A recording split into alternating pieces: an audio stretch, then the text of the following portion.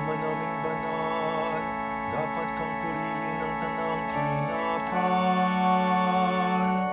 Sapagkat sa pamamagitan ng iyong anak na aming Panginoong Jesucristo at sa kapangyarihan ng banal na Espiritu, ang lahat ay binibigyan mo ng buhay at kabanalan. Walang sawa mong tinitipon ng iyong sambayanan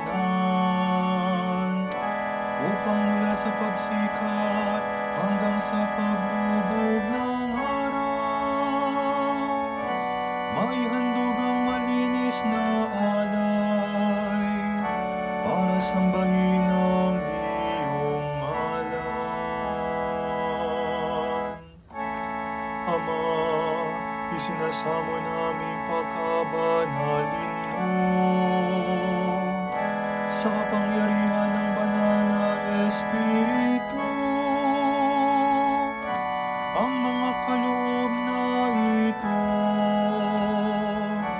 na aming inilalaan sa iyo,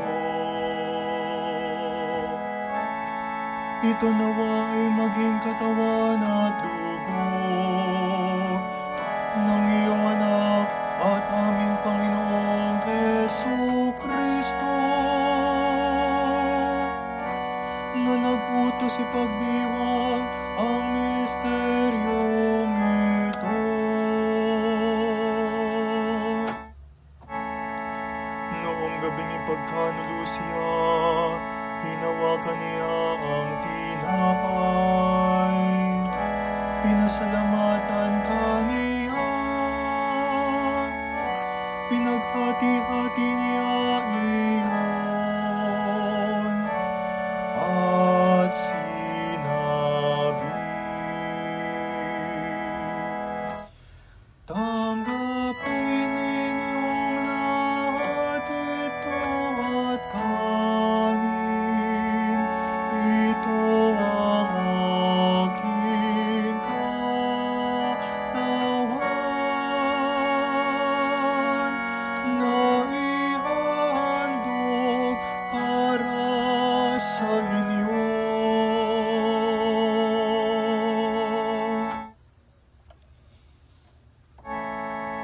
Gayon din naman, nang matapos ang hapunan, hinawakan niya ang kalis, muli kaniyang pinasalamatan.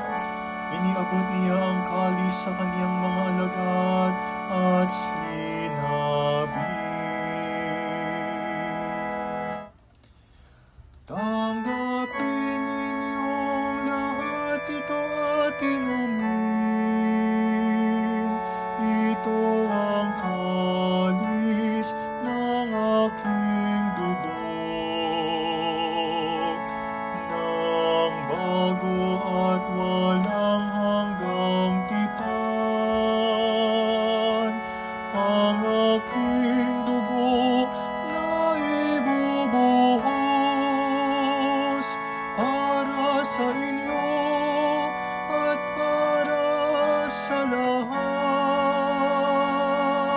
sa ikapagpapatawad ng mga kasalanan.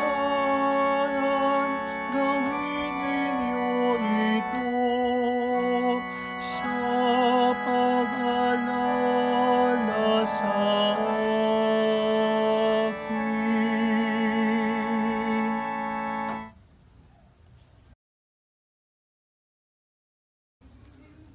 Sa pamamagitan ni Kristo, kasama niya at sa Kanya, ang lahat ng parangal at papuri ay sa iyo, Diyos amang makapangyarihan, kasama ng Espiritu Santo.